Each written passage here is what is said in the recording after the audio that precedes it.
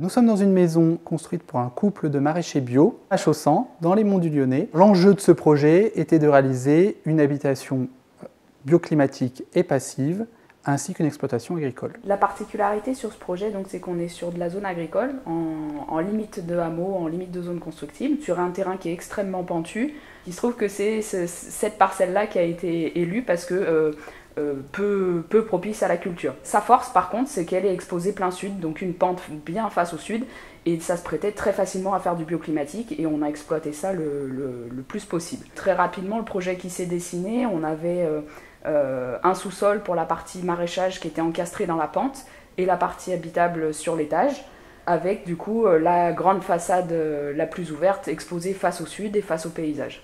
La toiture est monopan, orientée complètement au sud pour prendre au maximum la lumière. La frugalité dans ce projet, elle commence déjà par la performance énergétique.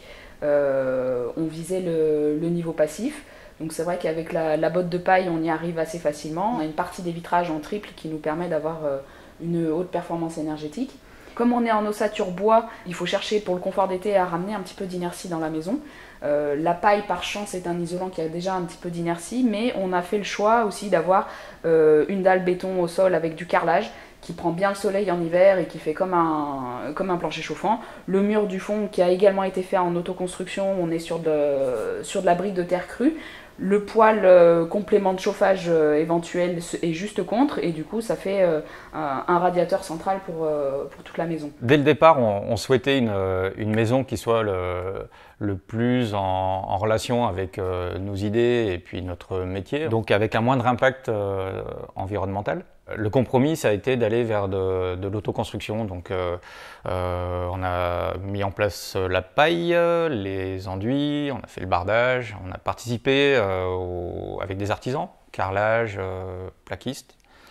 On a fait après les finitions, le plafond et l'enduit-terre qu'on a fait en chantier participatif d'ailleurs. C'est en compensant par l'autoconstruction qu'on a réussi à ramener ça dans un budget plus raisonnable.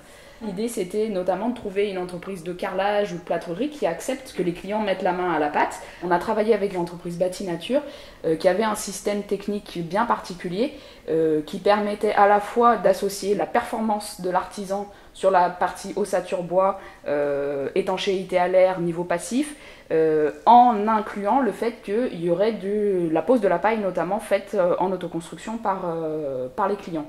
Donc toute la partie intelligente de leur système, c'était vraiment de laisser à l'autoconstructeur que du geste simple, où il n'y ait aucune interférence avec la gestion d'étanchéité à l'air ou la performance thermique du bâtiment. C'est-à-dire que si jamais la pose de la paille est mal faite, le seul défaut qu'on va avoir, c'est un défaut d'ordre esthétique. Depuis 2 ans que nous avons emménagé, la qualité de vie, si on la compare à nos anciens logements, il n'y a pas photo.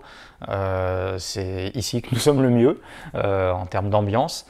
En termes de coûts, pour le chauffage par exemple, ça me coûte un bon week-end pour 2 ans, le temps de faire le bois, quoi. En termes d'électricité, on doit avoir une facture annuelle autour de 200 €. Et l'eau, je ne l'ai pas en tête, mais c'est très peu, vu qu'on a les toilettes sèches. On a le chauffage solaire thermique, qui nous fait une partie de l'eau chaude. Donc voilà, on en est très satisfait en termes de confort de vie, quoi.